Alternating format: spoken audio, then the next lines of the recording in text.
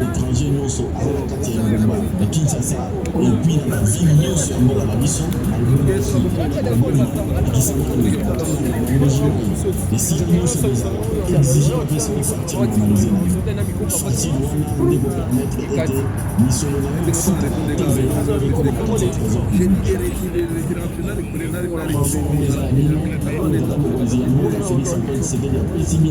tous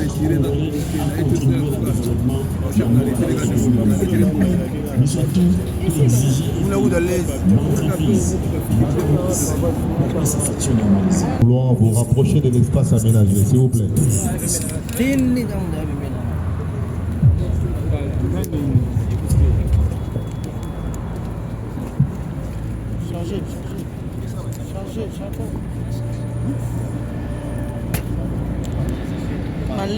Malembe na ba veste kuna malembe.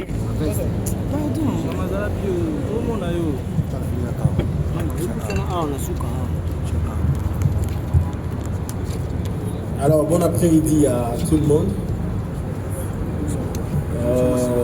Au nom du gouvernement de la République démocratique du Congo, nous tenons à exprimer notre profonde gratitude à l'endroit de toutes les entreprises grandes, moyennes, petites, micro, y compris les start-up, qui ont bien voulu répondre à cette invitation du ministère des Finances, de la Direction générale des impôts, qui a bien voulu donner une dernière chance aux opérateurs économiques qui ont pris du retard dans l'implémentation de la réforme de la facture normalisée.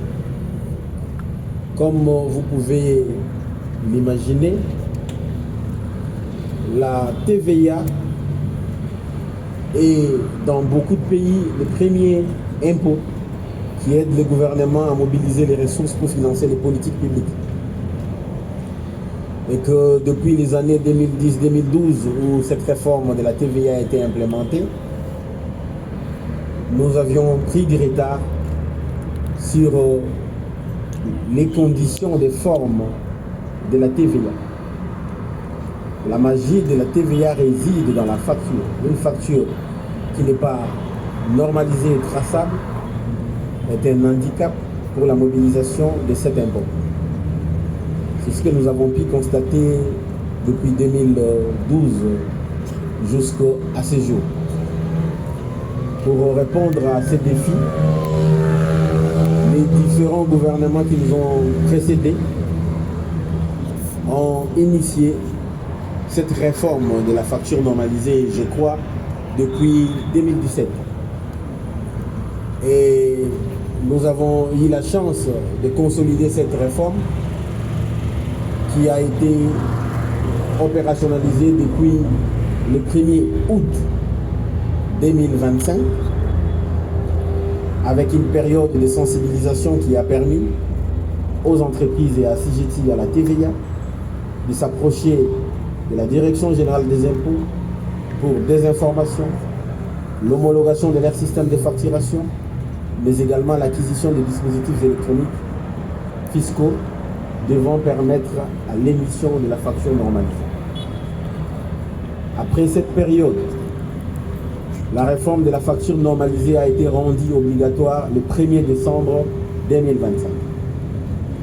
À cette date, toutes les entreprises œuvrant en République démocratique du Congo et assujetties à la TVA avaient, de par la loi, l'obligation d'émettre des factures normalisées.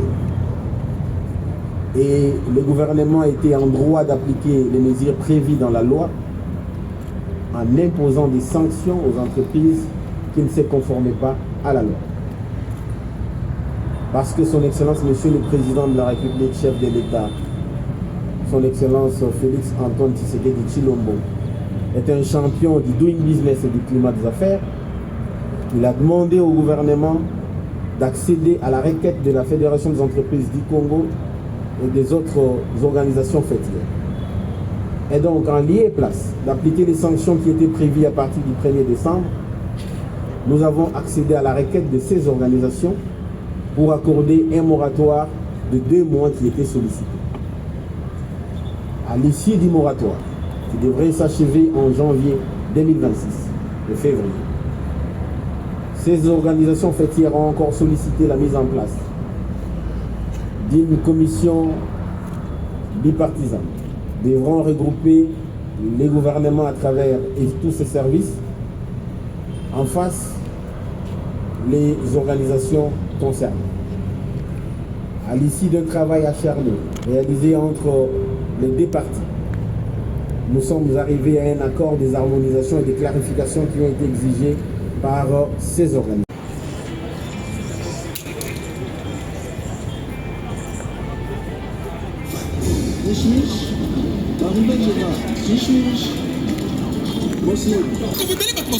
Et c'est normal, Carlino. Et l'homme n'y a pas sérieux. Mais comportement toujours dans le magouille. Maman, ça, c'est normal, Personne ne pose une facture normalisée. C'est que le magasin a vu le son à l'État.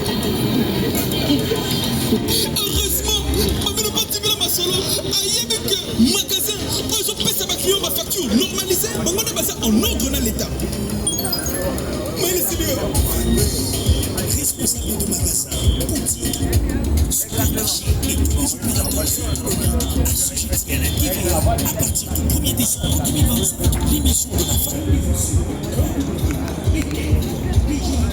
Allô?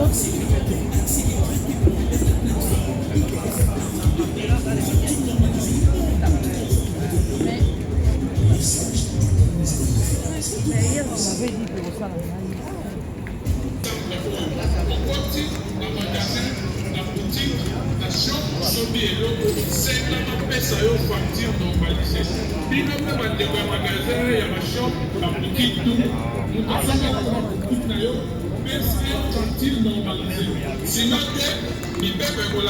Depuis le 1er décembre 2025, l'émission de la facture normalisée à travers les dispositifs électroniques fiscaux est devenue obligatoire pour toutes les opérations soumises à la TVA. Je vous encourage donc à adopter pleinement cette réforme bénéfique pour notre pays. Facture normalisée et amender des anomalies. Message de l'Institut général des impôts, DG.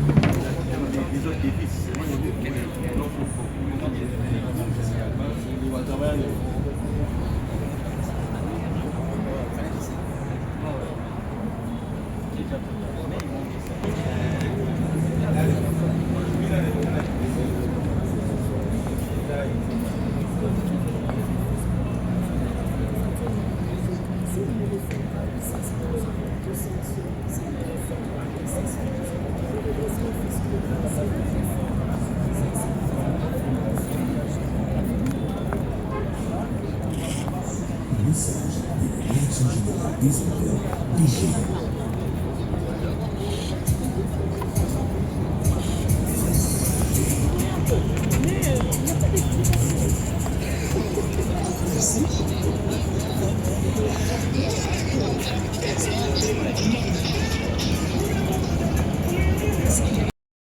Et puis la maladie, nous sommes à la mission dans le monde entier.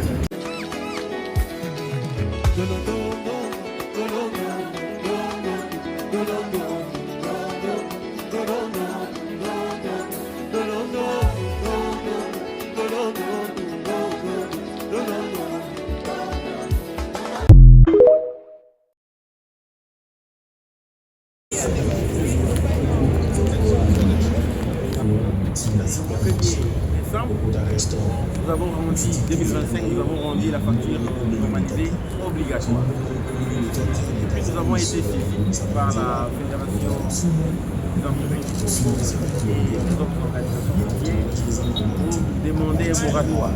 Parce que personne ne croyait qu'en fait des temps, nous allions mettre en œuvre cette question.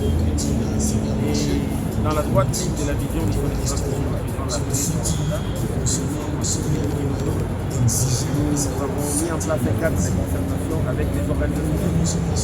Il y a des budgets à un moratoire des 60. Et donc ça veut dire que c'était au niveau du mois de février 2026 qu'en principe on devait passer aux sanctions. Mais comme notre pays, les gens parfois ont les narratifs qui ne cadrent pas avec la réalité, nous avons été encore sollicités par la FEDEC pour mettre en place une commission de travail.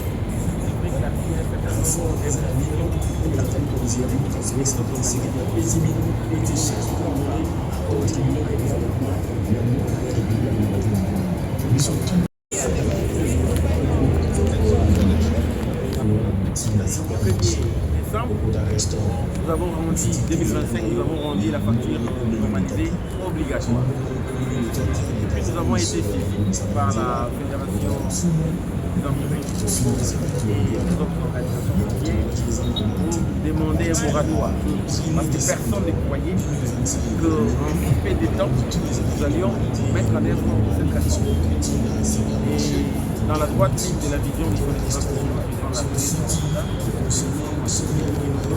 nous avons mis en place un cadre de concertation avec les organisations. Il y a des budgets à un moratoire des 60. Et donc ça veut dire que c'était au niveau du mois de février 2026 qu'en principe on devait passer aux sanctions.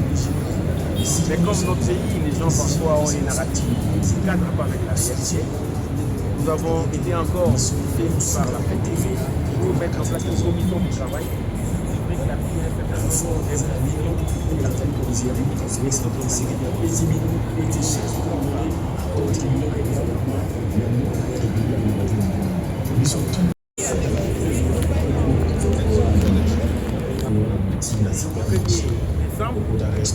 Nous avons rendu 2025, nous avons rendu la facture normalisée obligatoire. Et puis nous avons été saisis par la Fédération des entreprises et des autres organisations bancaires pour demander un moratoire. Parce que personne ne croyait qu'en fait des temps, nous allions mettre en œuvre cette question. Et dans la droite ligne de la vision du connaissance de la nous avons mis en place un cadre de concertation avec les organisations. Il y a des budgets à un moratoire des 60. Et donc ça veut dire que c'était au niveau du mois de février 2026 qu'en principe on devait passer aux sanctions. Mais comme notre pays, les gens parfois ont les narratifs qui ne cadrent pas avec la réalité, nous avons été encore sollicités par la FEDEC pour mettre en place une commission de travail.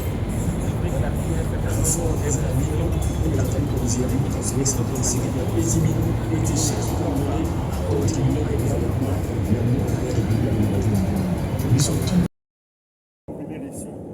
afin d'accompagner les contribuables qu'ils arrivent à comprendre comment bien déclarer. Alors un contribuable qui n'arrivera pas à se conformer à la loi, mais là, le bâton est dans ma main, donc on va sanctionner. Donc je ne vais pas sanctionner les contribuables, mais mon souci est le plus ardent, c'est que les contribuables arrivent à comprendre déclarer correctement, à s'acquitter normalement de leur production fiscale. Ces cliniques, ce n'est pas seulement pour Kinshasa. Je pense que dans les jours à venir, on pensera aux provinces. On va commencer vraiment avec Katanga, avec le Congo central, ainsi que la province orientale. Donc que les provinces ne pensent pas qu'on les a oubliées. Nous les aimons bien. Nous serons là pour les accompagner. Nous sommes vraiment ensemble avec eux. Merci. Merci. Nous avons pensé à organiser cette clinique fiscale pour informer, orienter, accompagner les contribuables afin qu'ils puissent comprendre comment s'acquitter de leurs obligations fiscales. Donc, ces cliniques nous permettent d'être tout près des contribuables. Comme on l'a dit en médecine, quand on parle des cliniques, c'est être au chevet du malade. Nous avons pensé aussi à être au chevet des contribuables, leur expliquer comment la réforme doit s'appliquer, comment aussi utiliser les dispositifs fiscaux, tout cela dans un but précis pour la mobilisation accrue des recettes qui permet au gouvernement d'avoir les moyens pour faire sa politique. Et tout ça aussi dans la vision de notre président de la République, Félix Antoine Tshisekedi Tshilombo. Ces cliniques, bien aimées, nous permettent aussi de faire comprendre au public la culture fiscale. La population doit comprendre qu'un pays ne peut pas se développer sans l'impôt. Voilà pourquoi nous sommes là, pour encourager les contribuables, pour les accompagner. Nous sommes là pour vous, les contribuables. On ne peut pas vous lâcher, car c'est vous, les grands partenaires, pour que vous arriviez à déclarer correctement vos impôts, et ainsi le gouvernement aura des moyens pour faire sa politique.